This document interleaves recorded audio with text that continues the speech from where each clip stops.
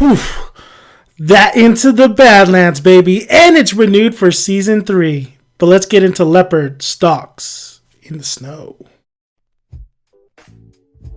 So, congratulations to Into the Badlands, renewed for season 3, which absolutely awesome because this show deserves a lot of attention. And I've been saying, season 2 is just not as strong as season 1, but doesn't mean I'm not entertained and I'm not enjoying it.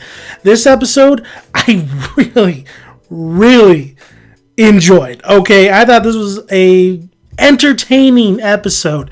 I still think the choreography just needs to be better. I think Daniel Wu versus Chung Lee, that needs to be a more epic fight. That needs to be definitely more realistic, more grounded than high flying stuff. I get it. It's very artsy and stuff, but my boy Bruce Lee believed in, if you watch Enter the Dragon, you see why that movie is a classic and why the fights are a classic, because they're realistic and they're not just flying everywhere, which I don't, Into the Badlands can do that. They should do that at some times in some instances, but lay back on the slow bow, get a little bit more realistic with it. And I think that Chung Lee and Daniel Wu fight, Sunny fight, should be absolutely masterful. That's all I'm saying. Watch It Man or IP Man. Just watch that. Spoilers, so you guys are warned. Spoilers. So Tilda kisses a girl, and I think she liked it.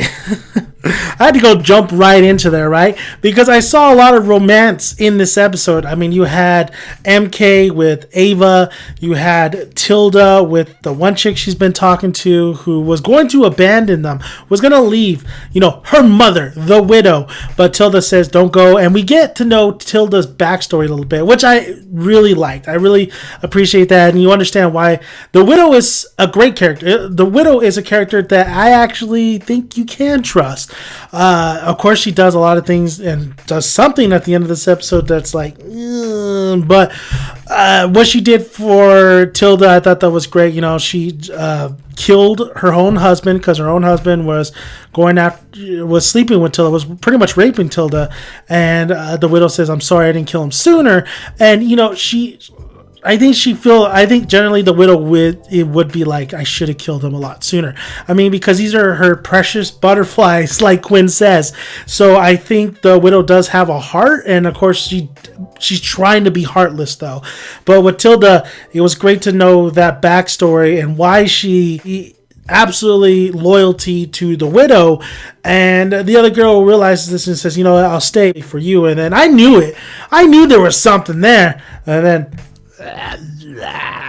there's a kissing game going on. Now, I do think I'm cool with it, but I still think that Tilda still has feelings for MK. I think when MK is mentioned, especially when she sees Veal, I think those feelings stir up. So, and I think she gets that look after that kiss, and of course Stephen Lang's there. Is like, all right, Tilda, the widow's looking for you. Get over here, girl. Tilda's just like kind of like just in shock, but she's like didn't push her away. She kind of just like, and then she kissed her back. So she's like, maybe I like this. They're gonna crash pass again with MK, and especially since MK is joined with somebody else. I think the best parts in this episode was, of course, Veal being with the widow now at the widow's compound. Widow takes her in. Widow says, you're safe, this and that. Just give me where Quinn is. And they find out where Quinn is. But Quinn's pretty much invited to her place to negotiate because the widow wants Quinn in order to kill these other barons. And then, of course, afterwards, I love Quinn's line, like, afterwards, what do we do? Like, Quinn is absolutely fantastic villain. He's such a charismatic, oozing with slime, but over the topness that's right there, so good. Like, I really do think Quinn is the spotlight. Boom! Like, spotlight is on him. He's ready to go. Quinn, I love that. And then the beginning of this episode with Quinn and his ex-wife, and that was weird, wasn't it? Like, that was so weird that talking about kisses, like she kisses him, like Quinn like gives her the knife, like Ryder hesitated, but you, oh, that's my girl, you don't hesitate, come here, blood giving it, oh, it was weird, but so for some reason it was very entertaining. So she kisses him back, and I don't know where she's probably gonna be on Quinn's side again, probably gonna make another baby, but who knows? But he wants Veal back. Quinn and Widow, they have understanding, but Quinn knows that Widow has Veal, and Widow gives Veal to him, even though she's like, God, she wants her to read that book. I don't know if she can. I don't know if she really can decode the book that she wants her to read, but yeah, I don't know how this is all gonna work. But Veal's back with Quinn, but the turn of events with these other characters really got my hopes up. MK and Ava are now on the run, right? Ava helps him out, even though MK like steals a carrot and almost dies. So MK and Ava are on the run. The scene where they're stay at the hotel, and then we find out like this is kind of a Mad Max world. This is kind of a Planet of the Apes world. Well, no apes, the whole building or whatever that's been played in this whole series is actually an actual building, and there's an actual place, and the Master has been lying about it, and the Master's people have been chasing after MK, and the Master's people have MK's ability, and MK can't use his ability anymore, which I find interesting, and because of him fighting himself and learning the truth and stuff. So it's interesting if he's going to be able to get it back, which he probably 100% will, because another character in here did have the ability but doesn't have it anymore. And I'm talking about Nick Frost's character. And I thought that was an interesting throw the wrench in there, because he didn't want to help Sonny. Like, Sonny found out where MK was going to go help MK. Nick Frost was like, I can't do it, man. I can't go with you. And finding out that Nick Frost was part of the monks and he had the ability as well, doesn't have it anymore, especially when he fights with Chung-Li. Like, that was cool. I like Nick. It's funny because Nick Frost is so big, he gotten bigger. I watched Shaun of the Dead the other day. He's gotten bigger, but seeing him fight, it's, you gotta just throw it out the window. But he's such a lovable character. Like, he's such a lovable guy. I shouldn't say character, because his character is like kind of wishy-washy, but he's such a lovable guy that you root for this guy. So it was cool seeing him fight alongside Sonny and MK. When Ava almost, like, when she died, I was like, fuck, I was starting to like Ava. I was really starting to like even the relationship that she had with MK.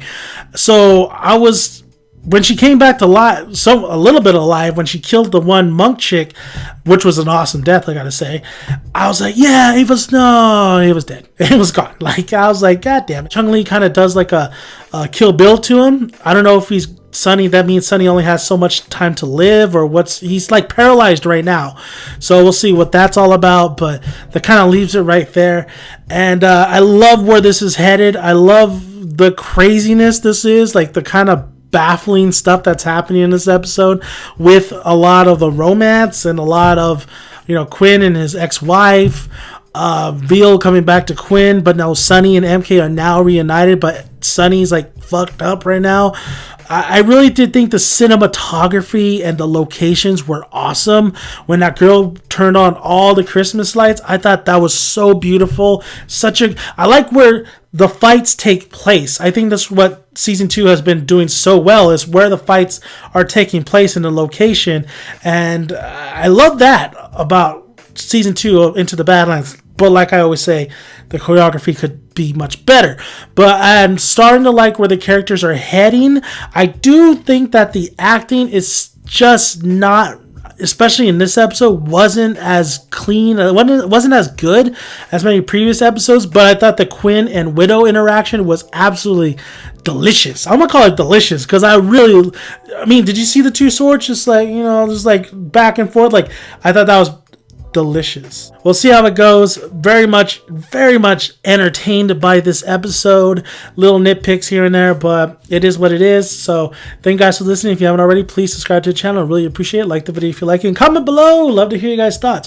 And if you guys don't agree with me on the choreography, check out any of this guy's movies, and even Donnie Yen movies are absolutely grounded and awesome, especially the two Ip Mans, and they're still like, he balances it out, which is great. So just saying, Just saying. But till next time, till we talk more Into the Badlands. See you guys later.